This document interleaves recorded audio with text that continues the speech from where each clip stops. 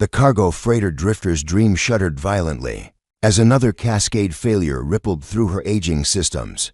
Zara Voss gripped the pilot's controls, her knuckles white against the worn leather grips as she fought to maintain course through the swirling purple mists of the Helix Nebula. Warning lights painted the cramped cockpit in harsh reds and yellows, each one representing another system crying out for attention she couldn't give. "Come on, girl," she whispered to her ship, the same words she'd been repeating for the past 3 hours. Just a little further to the way station. The Drifter's Dream had been her home for 6 years, ever since she'd bought the battered Terran freighter with her discharge bonus from the Merchant Marine. She'd poured every credit she had into keeping the old girl running, but 30-year-old ships had their limits. The plasma conduits were shot, the gravity generator was held together with hope and welding compound, and the navigation computer had developed an annoying habit of suggesting increasingly creative routes through asteroid fields. A proximity alarm chimed, and Zara's heart leaped as she saw the outline of a structure emerging from the nebula's electric fog. The Kronos mining station hung in space like a metal spider, its 8 massive arms extending into the nebula to harvest exotic particles. Most importantly, it had repair facilities and a fuel depot. "Kronos Station, this is cargo vessel Drifter's Dream requesting emergency docking," she transmitted, hoping someone was still manning the communications array. Static answered her. Zara frowned and tried again, adjusting frequencies. Still nothing. As her ship limped closer to the station, she could see why. Half the external lights were dark, and several of the mining arms hung at odd angles. Clearly non-functional, the station looked abandoned, but her fuel reserves were nearly empty, and her engine was making sounds that no engine should make. "Looks like we're doing this the hard way," she muttered, manually activating her ship's docking clamps. The Drifter's Dream settled into an empty berth with a groan of stressed metal. Zara ran through her post-flight checklist, though half the readings were either missing or obviously wrong. She sealed her flight suit and grabbed her toolkit, knowing she'd need to assess the damage before deciding her next move. The station's artificial gravity was still functioning, though the corridors were dimly lit by emergency power. Her boots echoed hollowly on the metal deck plating as she made her way toward what her ship's computer claimed was the main engineering section. The air smelled of ozone and something else, something organic and slightly sweet. She found the central power distribution hub without too much trouble, though the corridors were a maze of identical passages, marked with symbols in 3 different alien languages. The good news was that the station's fusion reactor was still online, just running on minimum power. The bad news was that the fuel depot's control systems were locked down tighter than a neutron star. "Wonderful," she sighed, connecting her portable computer to the access panel. Time to see if those academy hacking courses were worth anything. "I wouldn't bother with the main fuel lines if I were you," a voice said behind her. Zara spun around, her hand instinctively moving to the plasma pistol on her hip.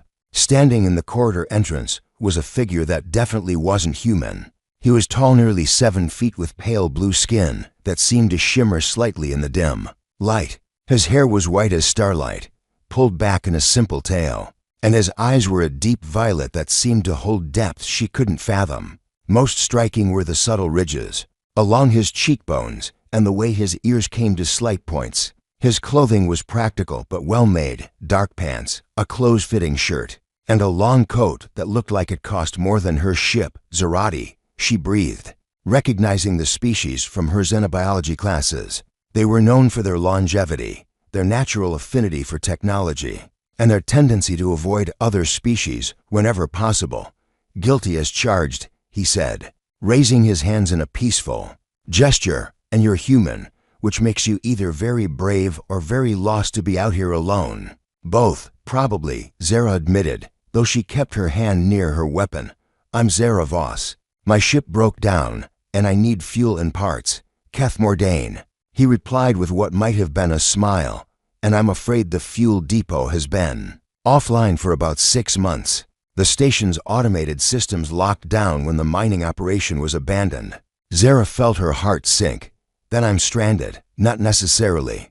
Keth moved closer, his movements fluid and precise. "The fuel pumps are dead, but there are still sealed containers in the storage bay. Manual extraction is possible, though it's not exactly standard procedure.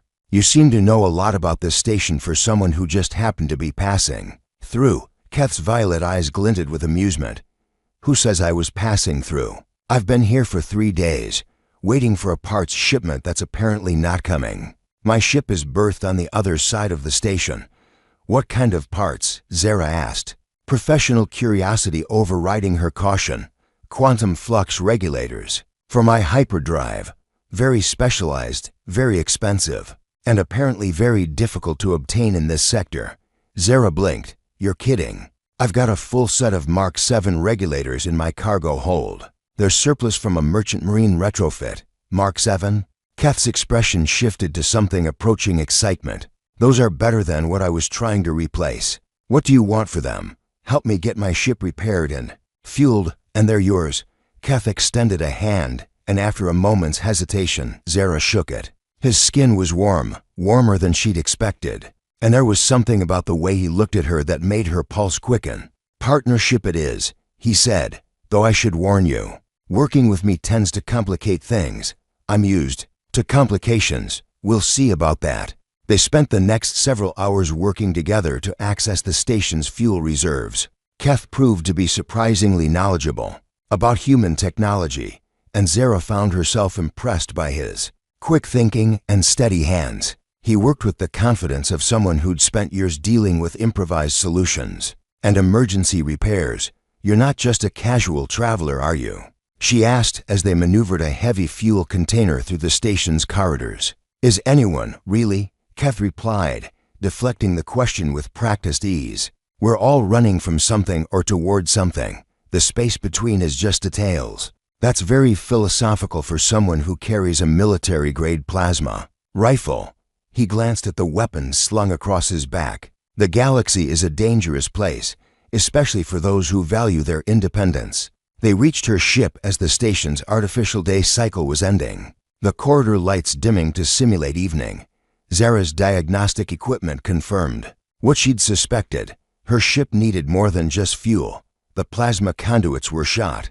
The gravity generator was failing, and her navigation computer was displaying what she was fairly certain was poetry in an alien language. It's going to take at least 2 days to get her space-worthy, she said, running her hands through her short brown hair in frustration. I might have a solution. Keth said carefully, my ship has guest quarters and a full workshop. You could complete the repairs there, in comfort. Zara studied his face, looking for hidden motives. And why would you offer that? Because I need those flux regulators, and because, he paused, seeming to choose his words carefully, because I haven't had interesting conversation in months, and you're the first person I've met who didn't immediately try to shoot me or run away. The day is young, Zara said, but she was smiling. All right, Keth Mordain, show me this ship of yours. As they walked through the station's winding corridors toward the other docking bay, Zara couldn't shake the feeling that she was about to step into something far more complex than a simple trade agreement. There was something about Keth, the way he moved, the way he spoke, the way he seemed to know exactly what she was thinking that suggested depths she hadn't even begun to explore. The massive blast doors to Docking Bay 7 cycled open, revealing a sleek vessel that made Zara's breath catch. The ship was beautiful in the way that only cutting-edge technology could be. All smooth curves and gleaming hull plating. It was easily 3 times the size of her freighter, and probably worth more than she'd make in a lifetime of cargo runs. Welcome to the Void Whisper, Keth said, noting her expression. She's been my home for the better part of a decade. This is your ship? Zara asked, suddenly understanding why he'd been so casual about the expensive parts. What exactly do you do for a living? Keth's smile was enigmatic. I transport things that need to be transported. Discreetly, a smuggler, then. Zara should have been concerned, should have made her excuses and returned to her own ship instead. She found herself intrigued. There was something about Keth Mordain that drew her in, something that made her want to know more about the mysterious Serati and his beautiful ship. This galaxy is ours tonight, he said softly, gesturing toward the viewport where stars glittered like scattered diamonds against the nebulous purple backdrop. The question is, what do we do with it? As Zara followed him aboard the Void Whisper, she couldn't help but feel that whatever happened next, the Void Whisper was even more impressive from the inside. Zara followed Keth through corridors lined with smooth, dark metal that seemed to absorb light rather than reflect it. The ship's architecture was distinctly non-human, with flowing curves and organic shapes that made her feel like she was walking through the belly of some graceful space creature rather than a mechanical vessel. "Your quarters are here," Keth said, stopping at a door that dilated open at his approach. "The workshop is 2 levels down, accessible through the lift at the end of this corridor. Food synthesizer, hygiene facilities, and entertainment system are all standard human compatible." Zara stepped inside and couldn't suppress a small gasp. The room was larger than her entire living space on the Drifter's Dream, with a bed that looked like it could accommodate 3 people, a sitting area with chairs that seemed to mold themselves to her body as she approached, and a viewport that offered a spectacular view of the nebula swirling around them. "This is incredible," she said, running her hand along the smooth surface of a table that seemed to be carved from a single piece of some dark, lustrous stone. "I've never seen anything like it." "Zarati craftsmanship," Keth explained, leaning against the doorframe.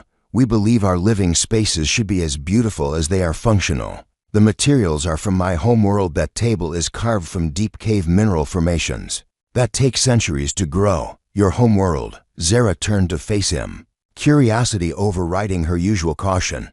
"I thought Zarati were nomadic." "Most are now." Something flickered across his expression. Pain, perhaps, or loss. "Zirith fell to the hegemony expansion nearly 2 decades ago. Those of us who survived learned to make our homes among the stars." The weight of that revelation settled between them. Zara had heard rumors about the hegemony's aggressive expansion into the outer systems, but she'd never met someone who'd actually lost their homeworld to it. "I'm sorry," she said, meaning it. "I didn't know." "How could you? The hegemony is very good at making conquered worlds disappear from the star charts." Keth straightened, clearly uncomfortable with the sympathy. "Dinner is in an hour. If you'd like to join me, the galley has one of the best food synthesizers in the sector." After he left, Zara explored her temporary quarters more thoroughly. The hygiene facilities were luxurious beyond anything she'd experienced, with a shower that seemed to use some form of sonic cleansing rather than water. The entertainment system offered access to cultural databases from dozens of species, and the bed was so comfortable she had to resist the urge to take a nap. She settled for changing into her spare clothes, clean but well-worn cargo pants, and a simple shirt that suddenly felt shabby in these elegant surroundings. When she made her way to the galley, she found Keth already there, moving around the space with the easy familiarity of someone who'd spent years perfecting his domestic routines. "I hope you don't mind, but I took the liberty of programming something special," he said, gesturing to the synthesizer. "Zarati cuisine doesn't always translate well to human palates, but I've had time to experiment." The meal that emerged was unlike anything Zara had ever tasted. The flavors were complex and layered, with subtle spices that seemed to change on her tongue as she ate. There were textures she couldn't identify, colors that shouldn't exist in food, and an overall harmony that made her understand why Zarati were known for their aesthetic sensible. "This is amazing," she said, taking another bite of something that tasted like starlight and felt like silk. "Where did you learn to cook like this?" "Necessity," Keth replied, pouring them both glasses of something that sparkled like liquid diamonds. "When you spend months alone in deep space, you either learn to make eating interesting or you go mad from the monotony." They ate in comfortable silence for a while, the nebula's purple glow shifting and dancing outside the galley's large viewport. Zara found herself studying Keth's face in the ethereal light, noting the way the colors brought out the subtle ridges along his cheekbones and made his violet eyes seem to glow. "Can I ask you something?" she said finally. "Of course." "What do you really do? I mean, I know you said you transport things discreetly, but..." She gestured around the luxurious galley. "This isn't exactly a typical smuggler's setup." Keth's smile was rueful. "You're very perceptive. Most people see what they expect to see." He leaned back in his chair, considering his words. I suppose you could call me a liberator of sorts. I retrieve things that have been taken from their rightful owners, return artifacts to their original cultures, occasionally extract people from situations they'd rather not be in. A thief with a conscience, something like that. His expression grew more serious. The galaxy is full of powerful people who take what they want and assume their wealth or position. Gives them the right, redistribute things, even the scales. Zara found herself nodding. She'd seen enough of the galaxy's inequalities during her time in the Merchant Marine to understand the appeal of such work. That's why you need the discretion and the speed. Exactly. Though I should warn you, it's not always a popular occupation. I've made more than a few enemies over the years. Is that why you were really at the station? Running from someone. Keth's laugh was low and musical. Always the direct questions.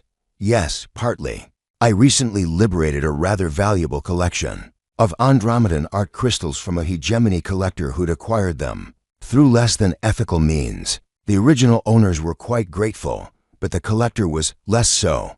So you're a wanted man. Aren't we all, in one way or another? He reached across the table, his fingers brushing hers as he refilled her glass. The contact sent an unexpected jolt of warmth up her arm. What about you, Zara Voss? Where are you running from? The question caught her off guard. She'd been so focused on learning about him that she hadn't expected the conversation to turn back to her. I'm not running from anything. I'm just existing, making my way. Independent cargo hauler is a lonely profession, Keth observed. Most people who choose it are either running from something or searching for something they can't name. Zara took a sip of the sparkling drink, using the moment to consider her answer. Maybe I'm searching, then. I spent 5 years in the Merchant Marine, following orders, going where they told me to go. When I got out, I wanted to see the galaxy on my own terms. And have you seen it on your own terms, some of it? She looked out at the nebula, its swirling colors hypnotic in the artificial twilight. There's so much out there, so many worlds, so many species, so many possibilities. Sometimes I think a lifetime wouldn't be enough to see it all. Zarati lived for approximately 300 of your years, Keth said quietly. I'm barely into my 2nd century, and I've seen maybe 1,000th of what's out there. The galaxy is vast beyond comprehension. That's both terrifying and wonderful. Yes, he agreed. It is. They talked for hours, the conversation flowing from philosophy to technology to personal stories. Keth told her about worlds he'd visited, artifacts he'd recovered, people he'd helped. Zara shared stories from her Merchant Marine days, the strange ports she'd visited, the odd characters she'd met along the way. As the evening progressed, Zara became increasingly aware of the attraction building between them. The way Keth looked at her when he thought she wasn't watching, the way his voice grew softer when he spoke about beautiful things, the way her skin seemed to tingle whenever he moved close enough for her to catch his scent, something clean and slightly exotic, like ozone and night-blooming flowers. I should probably get some sleep, she said finally, though she was reluctant to end the evening. Tomorrow I need to start working on my ship. Of course. Keth stood as she did, moving with that fluid grace she was beginning to associate with him. The workshop is fully equipped. If you need anything, just ask the ship's computer. They walked together through the corridors toward her quarters, the ship's lighting having dimmed to simulate nighttime. At her door, they paused, and Zara found herself standing closer to him than she'd intended. Thank you, she said, for the dinner, for the conversation, for all of this. Thank you for making the evening interesting, he replied. It's been a long time since I've had such engaging company. For a moment, they stood there in the dim corridor, and Zara felt the pull of possibility. It would be so easy to invite him in, to see where this attraction might lead. But something held her back, caution, perhaps, or simply the knowledge that she barely knew this man despite the connection she felt. Good night, Keth, she said, stepping toward her door. Good night, Zara. As the door closed behind her, Zara leaned against it, her heart racing. She'd traveled the galaxy for 6 years, met countless people, but she'd never felt anything quite like this. There was something about Keth Mordain that called to her, something that made her want to throw caution to the stellar winds and see what might happen. Outside her viewport, the nebula continued its eternal dance, and somewhere in its depths, she could feel the weight of infinite possibilities stretching out before her. Like an uncharted star map, the next morning, Zara made her way to the workshop, her toolkit slung over her shoulder. What she found there made her stop in her tracks. The space was enormous, filled with equipment that looked like it belonged in a major shipyard rather than a private vessel. Fabrication units, molecular assemblers, diagnostic equipment that could analyze technology from a dozen different species. It was an engineer's dream. Impressive, isn't it? Keth's voice came from behind her. I've spent years collecting the best equipment I could find or steal. This is incredible, Zara breathed, moving toward a fabrication unit that could probably manufacture replacement parts for her entire ship. I could build a new freighter with this equipment. Feel free to use whatever you need. I have some business to attend to, but I'll check on you later. Zara spent the morning diving into the repairs her ship needed, but found herself distracted by thoughts of her enigmatic host. The more she learned about Keth, the more questions she had. His ship was worth millions, his equipment was cutting edge, and his casual mention of liberating valuable artifacts suggested he was far more than a simple smuggler. She was deep in the process of rebuilding her ship's plasma conduits when she heard footsteps on the workshop's metal decking. She looked up to find Keth approaching with 2 cups of something that smelled like coffee, but looked like liquid starlight. How's the work progressing? He asked, handing her one of the cups. Better than expected. This equipment is amazing. She took a sip and was surprised by the complex flavor. Definitely not coffee, but something that gave her the same energizing effect. What is this? Zarati stimulant. It's made from the nectar of night-blooming flowers that only grow in high radiation environments. Very effective for maintaining focus during long projects.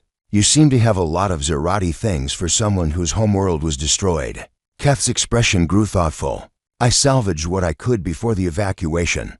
Cultural artifacts, seeds, genetic samples, databases. When your entire civilization is scattered to the stars, preserving what you can becomes vital. Is that why you do what you do? Preserve things? Partly.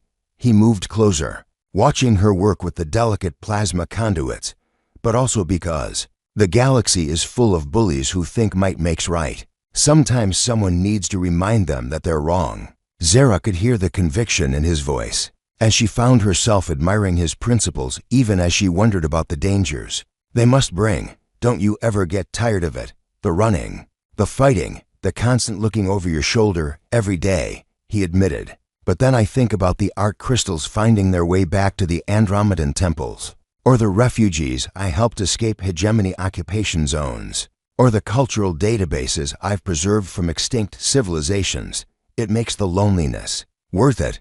Loneliness. This life doesn't leave much room for connections. Most people I meet are either employers or enemies, sometimes both. Zara set down her tools and turned to face him fully. What am I, then? Keth's violet eyes met hers, and she saw something vulnerable there, something that made her breath catch. I'm not sure yet, but I hope you're something new. The moment stretched between them, charged with possibility. Zara could feel the pull of attraction, stronger now than it had been the night before. There was something about Keth that drew her in despite all the rational reasons she should be cautious. The nebula is beautiful from here, she said, gesturing toward the workshop's large viewport where purple and silver mists swirled in hypnotic patterns. Yes, Keth agreed, though he was looking at her rather than the view. Beautiful.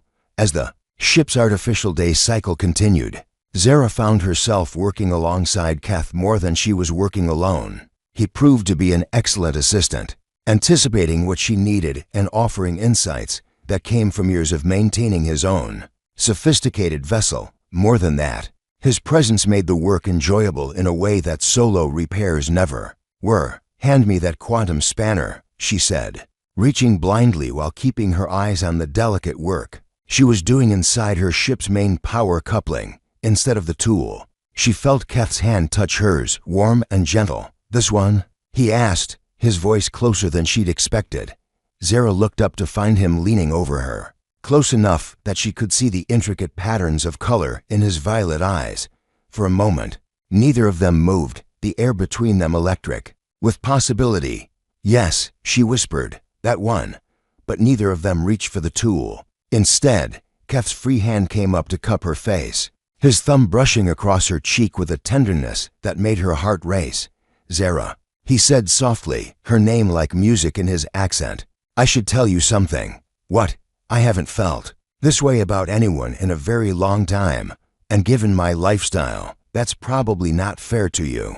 Why don't you let me decide what's fair? She replied, leaning into his touch. Because you deserve better than someone who's always running, always looking over his shoulder, always one step ahead of people who'd rather see him dead.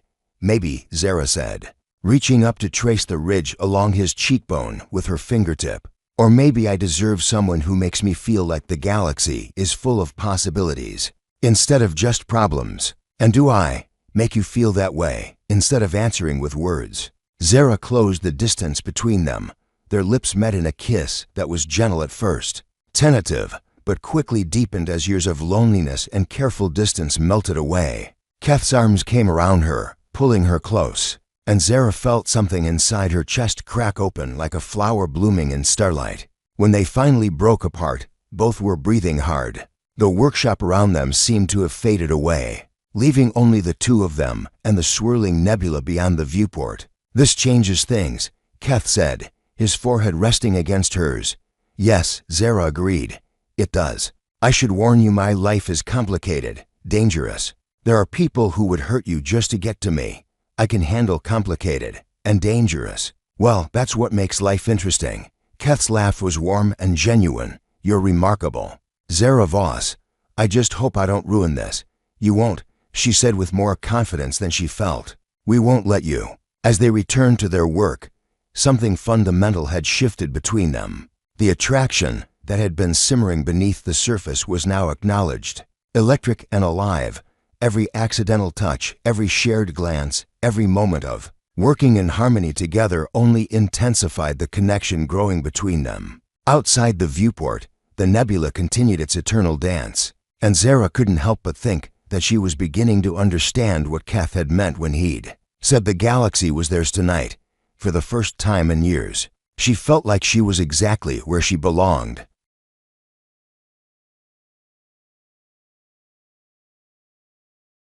Two days later, the drifter's dream was running better than she had in months. Zara had taken advantage of Keth's sophisticated workshop to not only repair the immediate problems, but upgrade several systems that had been limping along on hope and determination. As she ran the final diagnostics, she felt a strange mix of satisfaction and reluctance. Her ship was ready, which meant her time aboard the Void Whisper was coming to an end. Everything looks good, she announced as Keth entered the workshop. She's ready for whatever the galaxy throws at her. Excellent work, he said, though his tone suggested the same reluctance she felt. The quantum flux regulators are installed and calibrated.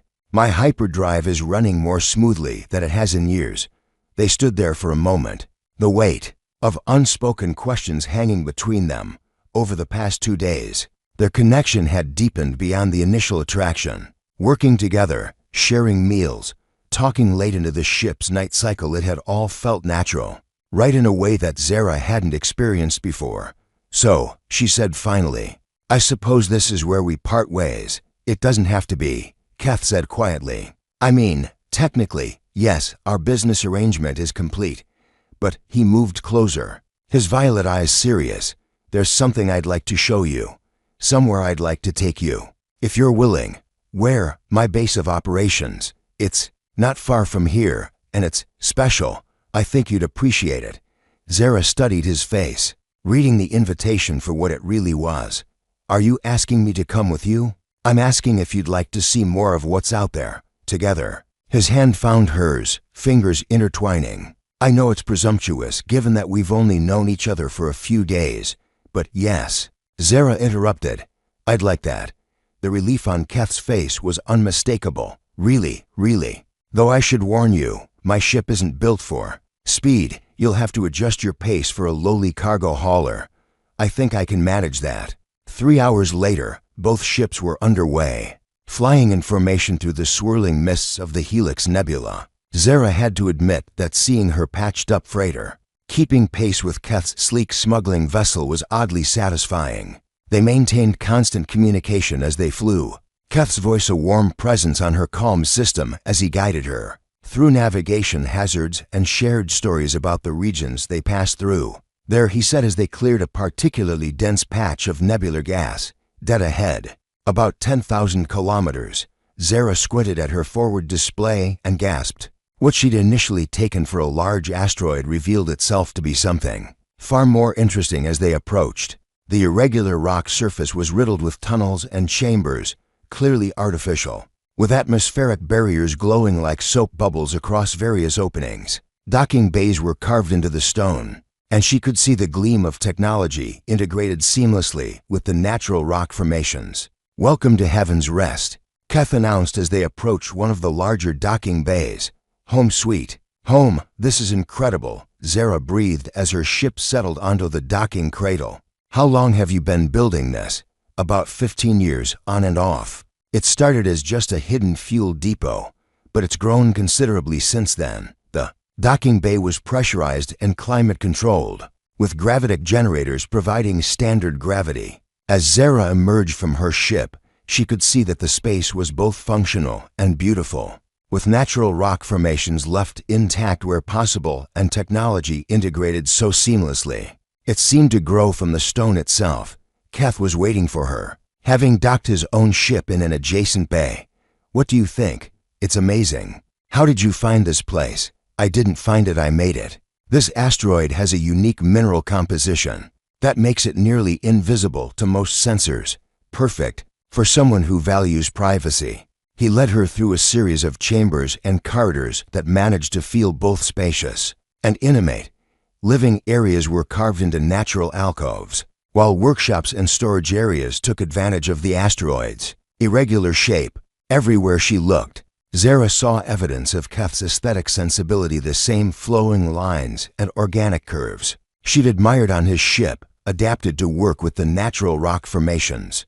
"The main living area is this way," he said, guiding her through a tunnel that opened into a vast cavern.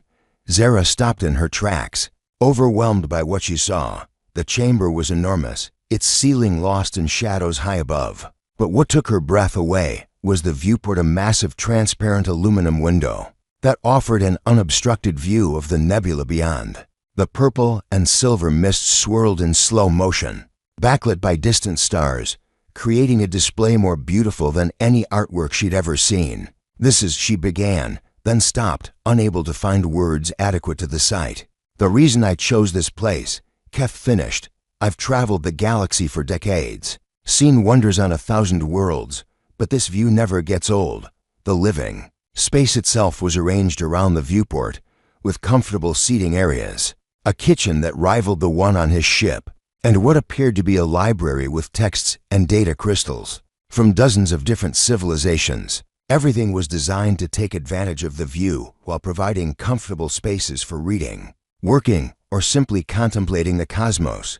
"Keth, this is extraordinary. You build all this yourself, mostly." "I've had help occasionally, refugees. I've transported artists whose work I've recovered, people who needed a safe place for a while." He moved to stand beside her at the great window. "It's been my sanctuary, but it's also been lonely." Zara turned to look at him, seeing vulnerability in his expression that he usually kept hidden. "Is that why you brought me here? Because you're lonely?" "Partly," he admitted, "but also because." He paused, seeming to gather his courage. "Because in 3 days, you've made me remember what it feels like to share things with someone, to have a companion instead of just a destination." The honesty in his voice made her chest tight. "Keth, I know it's fast. I know we barely know each other, but there's something between us. Isn't there? Something worth exploring?" Instead of answering immediately, Zara walked to one of the seating areas, a curved couch that faced the viewport. She settled into the incredibly comfortable cushions and patted the space beside her. "Tell me about this place. Really tell me. How did you build it? What's it for?" Keth joined her on the couch, close enough that she could feel the warmth radiating from his body. "It started as necessity. I needed a base of operations, somewhere I could plan jobs, store recovered artifacts, maintain my ship. But as it grew, it became something more. A repository, I suppose. Repository? Come here, I'll show you. He led her to another section of the complex, through passages lined with alcoves containing objects that made Zara's breath catch. Art from a dozen different species. Technological artifacts that hummed with barely contained energy, data crystals, that glowed with soft internal light. These are all things I've recovered, Keth explained. Cultural artifacts stolen by collectors, technology taken from conquered worlds, historical records that powerful people would prefer to see destroyed. I return what I can to their original owners, but some civilizations no longer exist to claim them. Zara stopped in front of a display case containing what looked like a flower made of living crystal, its faceted petals shifting through a spectrum of colors she didn't have names for. This is beautiful. What is it? A remembrance bloom from Zerath. They were living crystals that grew in our sacred groves, each one unique. When someone died, their family would plant one in their memory. This is all that remains of the grove, of ancestors. The pain in his voice was unmistakable. Zara reached out, taking his hand in both of hers. You saved it. I saved a few things, not enough. He squeezed her hands gently. The hegemony strip mines conquered worlds for useful materials. They don't care about preserving cultures or histories. If people like me don't save what we can, it all disappears. People like you, thieves, smugglers, people who operate in the spaces between laws and empires. His smile was rueful. Not exactly the sort of person a nice cargo hauler should get involved with. Zara studied his face, seeing the self-doubt he tried to hide behind humor. What makes you think I'm nice? Well, you haven't tried to rob me, or turn me in for the bounty on my head. There's a bounty on your head. Several, actually. The hegemony has me listed as a terrorist. The Regellian Syndicate calls me a pirate. A dozen private collectors have put prices on my capture. He shrugged as if discussing the weather. Occupational hazard. And you're telling me this because? Because if you're going to be around me, you should know what you're getting into. I'm not just a simple smuggler, Zara. I'm actively working against some very powerful, very dangerous people. That makes me dangerous to be around. Zara was quiet for a long moment, considering everything she'd learned. The smart thing would be to thank him for the hospitality, take her repaired ship, and head back to the safety of regular cargo runs. But as she looked around at the artifacts he'd saved, at the beauty he'd created in this hidden place, she realized that smart wasn't what she wanted anymore. Show me more, she said finally. More what? All of it. Your work, your collection, your life. If I'm going to understand what I'm getting into, I want to see everything. The relief and hope that crossed Keth's features was worth every risk she was contemplating. They spent the next several hours exploring the complex. Keth showed her workshops where he restored damaged artifacts, laboratories where he analyzed alien technologies, and secure vaults where he stored items too dangerous or valuable to display. Each room told the story of a man who had dedicated his life to preserving beauty and fighting injustice, even at great personal cost. This is where I plan operations, he said, leading her into a chamber filled with holographic displays showing star charts, shipping routes, and intelligence reports. Most of my work comes through a network of contacts: museum curators, political refugees, academics who've had their research stolen. I find out where something shouldn't be, figure out how to get it back, and return it to where it belongs. Sounds like you're fighting a one-man war against half the galaxy. Someone has to. The legitimate authorities are either bought off or too intimidated to act. When the powerful take what they want, who speaks for the powerless? Zara studied the intelligence displays, recognizing some of the names and organizations. The scope of Keth's operation was staggering. He was tracking corruption and theft across multiple star systems, coordinating with resistance movements and cultural preservation groups, essentially running a one-man campaign to protect galactic heritage. You could get killed doing this, she observed. Probably will, eventually, but at least I'll have made a difference. Don't you want more than that? A family, a home, a normal life. Keth's laugh was bitter. Normal lives are for people whose worlds haven't been destroyed, whose cultures haven't been erased. This is my normal now. It doesn't have to be. He turned to look at her, something desperate in his violet eyes. What are you saying? I'm saying maybe you don't have to fight this war alone anymore. Zara moved closer, reaching up to touch his face. Maybe there's room in this life for something besides duty and sacrifice. Zara. His voice was rough with emotion. You don't know what you're offering. Then tell me. Make me understand, instead of words. Keth pulled her into his arms, his lips finding hers in a kiss that was desperate and hungry and full of longing. Zara responded instinctively, her arms wrapping around his neck as she pressed herself against him. This kiss was different from their first, less tentative, more intense, charged with the weight of everything they'd shared and everything they were risking. When they finally broke apart, both were breathing hard. Keth rested his forehead against hers, his hands still tangled in her hair. If you stay, he said quietly, there will be danger. People trying to kill us, constant running, never knowing if today is the day our luck runs out. And if I go, you'll be safe. You can go back to your cargo runs. Find someone stable and uncomplicated. Live a normal life. Zara considered this, looking around at the beautiful, impossible place he'd created, at the man who had shown her wonders she'd never imagined. What if I don't want normal anymore? What if I want adventure and danger and the chance to make a difference? What if I want you? She added, so quietly it was barely a whisper. Keth's smile was radiant. Then this galaxy is definitely ours tonight. And tomorrow we'll figure out together.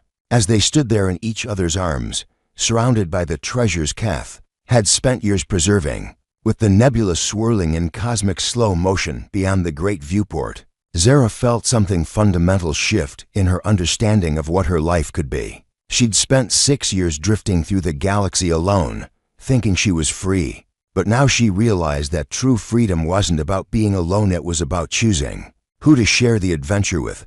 So, she said, pulling back to look into his eyes, what's our next job? Keth's grin was pure mischief.